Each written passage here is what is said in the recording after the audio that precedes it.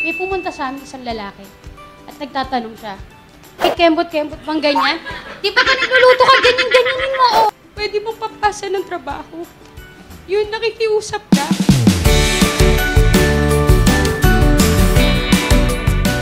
My honor to introduce to you. She's a wife and a mother of 3 boys, a content creator, a coach, and the founder of Home-Based Mom Diaries. Ayan, she's the face behind the Home-Based Mom Diaries, and she has a YouTube channel with over 100,000 subscribers and over 3 million views of all her videos. Please help me welcome the one and only Mom Shishina Santos. A round of applause, please.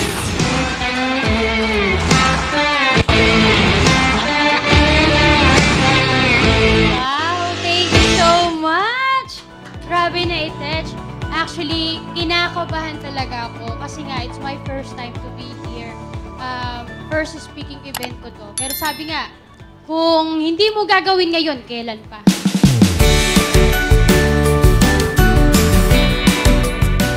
Okay, meron po akong ilang katanungan. Alright? And I hope sagutin nyo to ng buong honesty. Naligo na po ba kayo? Okay, very good, very good. I wanna know that. Alright. Naligo, alright. Kasi sabi nila kapag home-based mom or home-based kada, normal na hindi na naliligo. Do you agree, guys? Okay. So it's normal. You take a bath before you go here. Alright. I can English now. I can English. Alright. Okay. Alright, so very good na nasagot yan. Next question. Pakitignan po yung mga katabi ninyo, please. Okay? And check kung kayo po ba ito. O yung katabi nyo, ganyan. Ano ba napapansin nyo sa kanya? Siya isang panda with a big black eye. Pero hindi black eye eh. Eye bag, like me. Meron po ba sa mga katabi niya na may mga eye bags? Okay. Checklist. Sa checklist natin. Home-based kada nga kayo. Alright, very good. Alright, next. Coffee lover. Oh, gosh. Actually, hindi ako coffee lover. Pero uminom ako ng mga dark choco. Pero sabi nga, pag mga home-based kada, team puyaters daw tayo.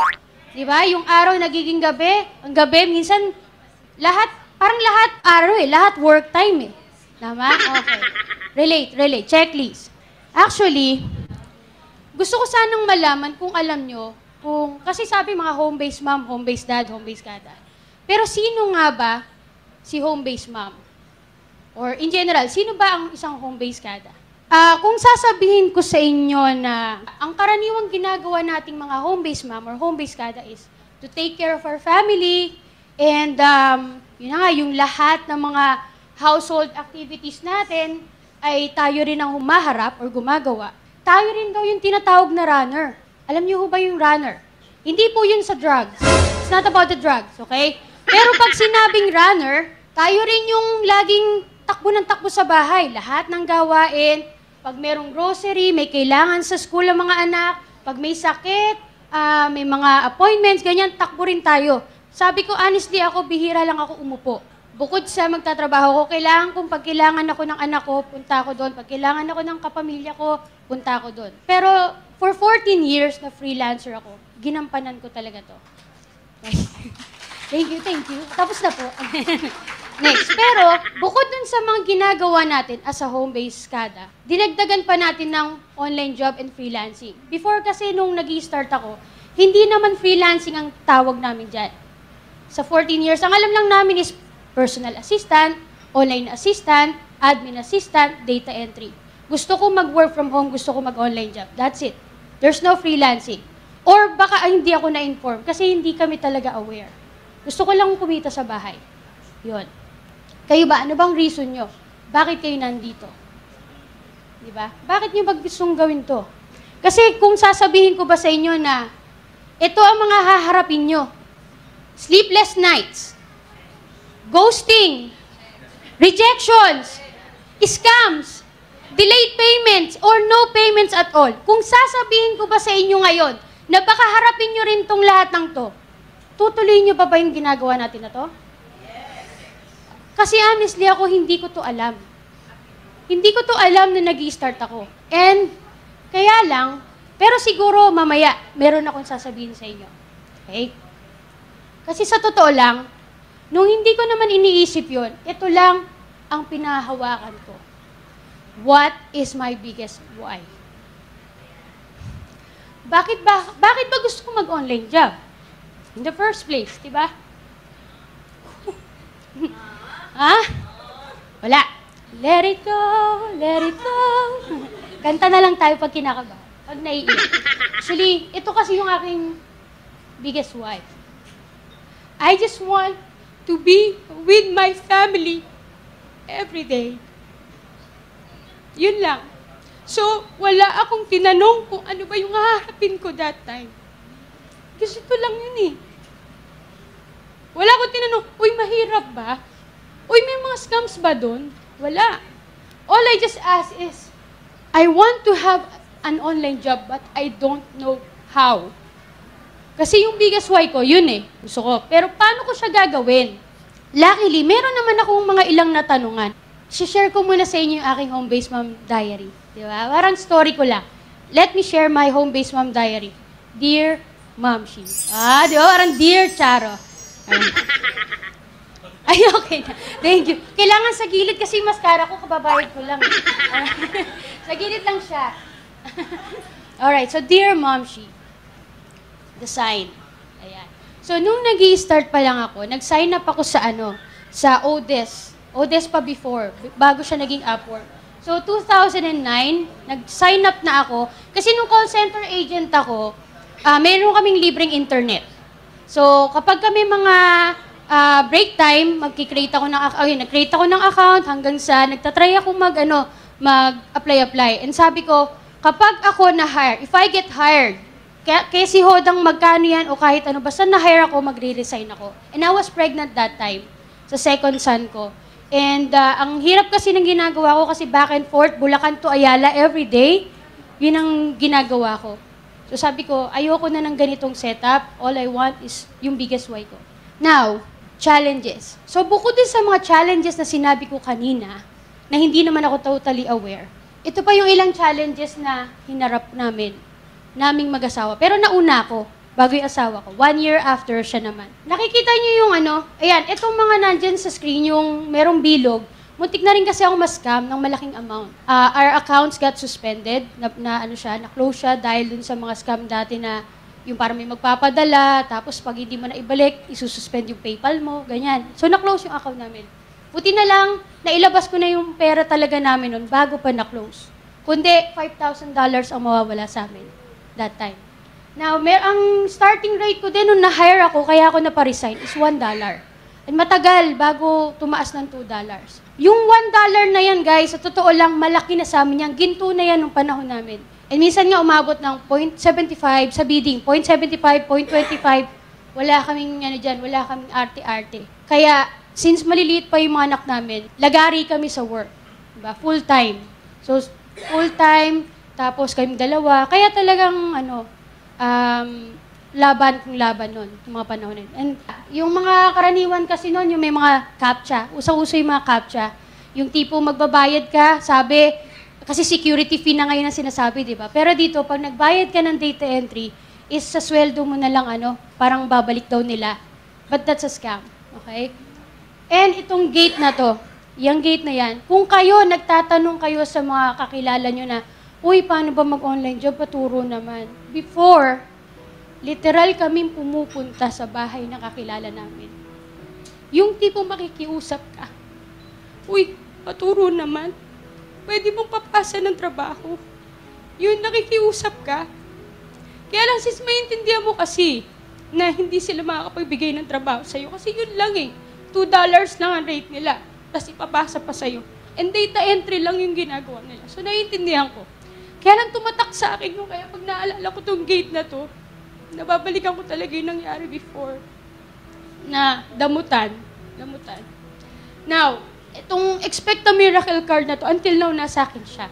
Kasi pinadala yan ng mga clients ko. Kumbaga naalala ko na masasakit na salita, yung, kumbaga meron ako nagawang pagkakamali, konti sa trabaho. Pero since business nila yun, iba yung dating sa'yo. So, masasakit na salita ang maririnig mo. Mumurahin ka, paiiyakin ka. wala kang magawa. Kasi syempre, business yun eh. Diba? So, those are just some of the possible challenges that you might face na hinarap ko before. And hindi ko sinasabi na ngayon, okay na, or smooth sailing na kami parang ibang level lang ng challenges na yung haharapin natin. Pero baka sabihin niya naman, Ma'am, sobra ka naman, tinatakot mo naman kami. Okay, mag-alala kasi meron pa. Okay? Ayan, so ito, yung kanina na shinare ko is about freelancing pa lang. Guys, meron pang pagiging home-based mom or home-based kada. Right? Meron pa tayong challenges, yung time management. Kasi hindi porket freelancer ka, papabayaan mo na lahat just because gusto mong kumita. May pamilya ka. Sabihin na nating single ka. Still, meron kang kailangang responsibilidad at kailangan mo yun harapin. Time management, self-care. Sino guilty rito? Sino nakakapag-exercise pa talaga sa inyo? Right? But we have to. We have to. Kasi isa akong biktima ng ganun eh. Nagkasakit ako. Tumataas ang sugar ko and until now, I'm still really trying my best na maayos ko yung health ko. Diba? Kasi, again, what's my biggest why? Paano ko sila alagaan kung ako mismo may sakit? Paano ko sasabihin, anak, mag-exercise ka naman kung ako hindi ako tumatayo sa computer ko. So I want to be a living proof for them. I need to be a living example sa kanila. And then, unstable income. Kasi pag ghosting, pagka kahit may contract ka, kung hindi na sila magpapakita, wala kang magagawa. Diba? Pero again, hindi ko kayo tinatakot. Nagsasabi lang ako. Alright?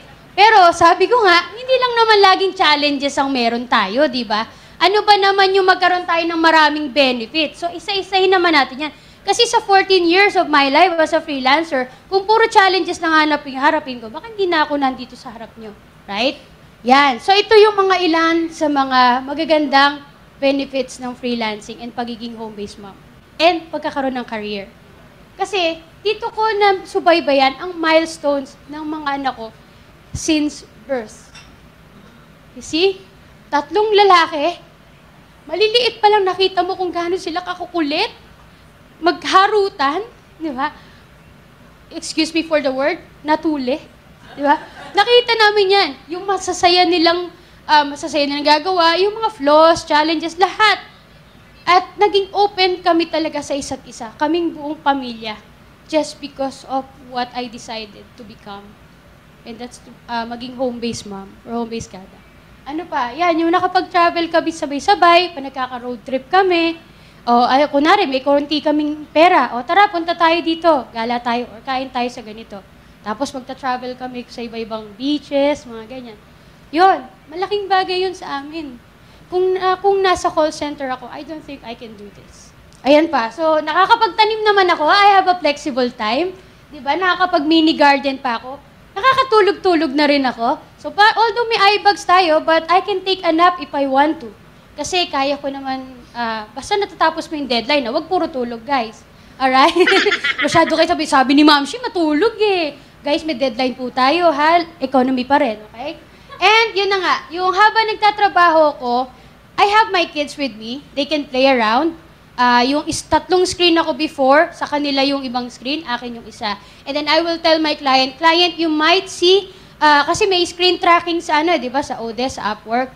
You might see yung mga nursery rhymes in the other screen. That's my son who's watching with me while I'm working. I hope that's okay with you. And okay lang naman talaga sa kanila. You just have to inform them. Yun ang kagandahan, yun ang masaya eh. Na hindi ko pwedeng gawin sa call center yun, di ba? Bibit-biting ko anak ko, manood ka na YouTube habang nag-work ako. Hindi pwede yun. Pero dito sa bahay, I can do that. Di ba? Ito pa ilan pa, work-life integration. Di ba? Napagsasabay-sabay namin. Kahit nando, nag-set up lang ako sa labas ng bahay namin. Meron akong table doon. Ayan, ganyan yung mga na-encounter ko pa. Ito pa yung ilan po, ayan, yung nakakapag-work ako kahit na nagta-travel. Pero honestly, hindi ko yun ginagawa kapag nagta-travel ako kasi quality time ang mas mahalaga talaga sa amin. So meron lang akong cellphone, ina-update ko yung client bago pa yon na, hindi mo na po ako mag-work kasi I'm with my family. Alright, so yan, nakapag-invest na rin po kami sa tulong na yung mag-asawa. Yun nga, nakapag-travel kami, nakabili kami ng kahit mga second-hand cars, nagpapalit-palit kami. Kasi iba yung purpose namin kung ba't kami nag-freelancing. Hindi naman talaga para yumaman talaga. Pero I'm not saying na mali yung ginagawa. Diba? Ito lang kasi yung sabi ko nga, what's your biggest why? Yun ang pinaka-pinanghawakan ko. Nakapag-invest din kami ng lots, condos, ganyan. Kasi for future. Alright, so tips for home-based mom. Dadaanan ko lang kasi for sure, alam nyo naman to, but I'm not sure if ginagawa nyo siya. Pero paalala lang po, yun nga, self-care is vital. As much as possible, kahit 10 minutes of your time. Kahit kembot-kembot bang ganyan.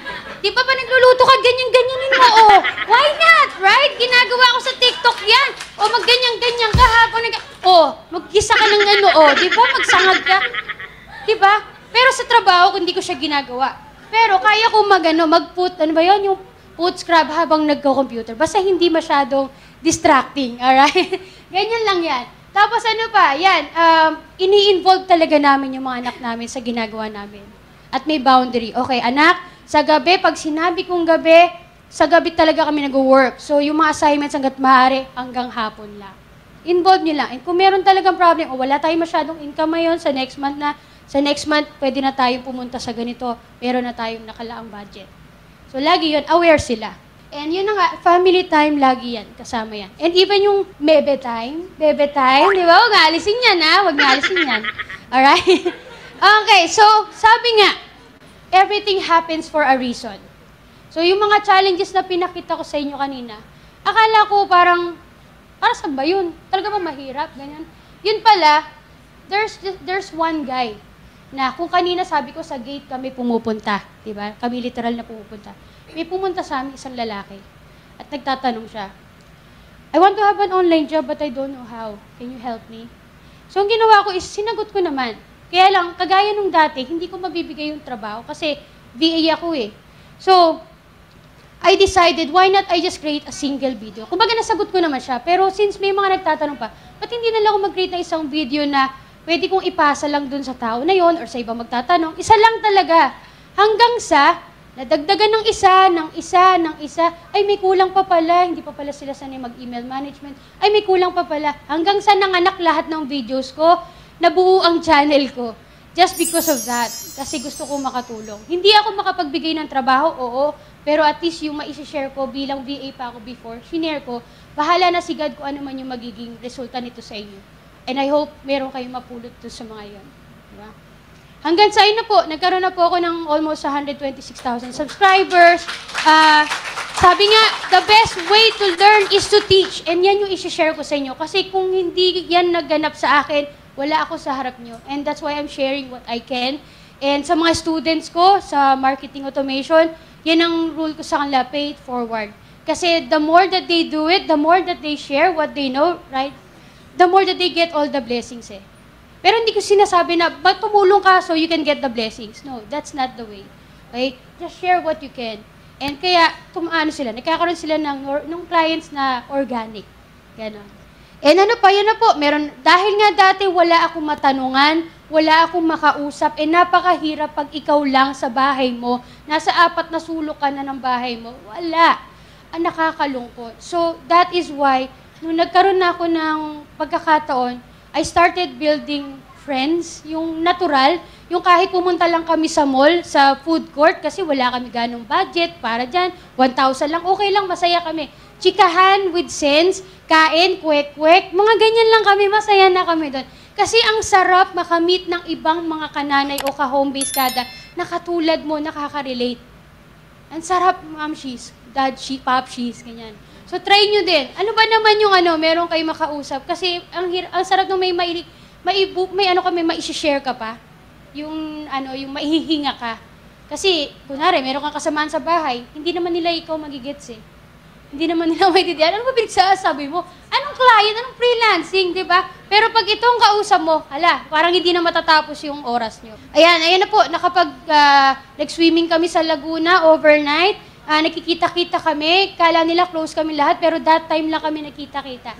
Promise, ang saya-saya niyan talaga. Wala to about sa course. Walang ganon. We just wanna see each other and makamingle ang bawat isa. So, tanong ko sa inyo ulit. Is this possible? Magkaroon ng career, leadership, freelancing, and full-time mom or pagiging home-based dad? Is that all possible na pagsama-samahin? Yes or no? Yes. Yes. Pero, it's gonna be challenging. But I'm not saying na hindi. It's doable because I'm living it. Right? Kung ako kinakaya ko, kinaya namin mag-asawa, at inang iba pang mga ka-home-based kada na nakakausap ko, I'm sure kakayanin nyo din. Again, just focus on your biggest why. When the why gets stronger, the how gets easier. Ito yung aking mga biggest why. Natutupad na namin siya. It's still a work in progress. And sabi ko sa inyo, do not give up. Nandito na kayo. Ba't pa tayo give up? And let God lead the way. Hindi natin kaya na mag-isa kahit may community ka. Kasi pag nawala si Lord sa ginagawa natin, walang sense ang lahat ng to. Believe me, I've been there many, many times. Nawalan na ako ng client ng sabay-sabay. Sabay-sabay yun, guys. Pero kinaya namin because God makes the way. And sa lahat ng natatakot mag-start, nagsasabi na, ay, ang hirap. English yan eh. Ay, hindi ko kaya. Wala akong equipment. Ala, puyatan na naman. No. You don't have to be great to start. But you have to start to be great. Do you believe in that? Diba? Di mo kailangan maging magaling bago magsimula. Magsimula ka lang para gumaling ka. And I am a living proof dahil hindi ko naman talaga kaya magsalita sa harap ng lahat. But I'm here to show you that if I can do it, you can do it too. One day you'll be here. Kayo naman ang mag-share. Right? Okay. Nice. So, itong mga to, wala yan. Kasi part ng process yan talaga. Dahil diyan kanyang pagtitibayan. Maniwala ka. So, and do it with God. Kayo, tanungin niyo sarili niyo, what is your biggest why? Right? Yan ang panghawakan niyo. Okay? Thank you everyone. Again, thank you po.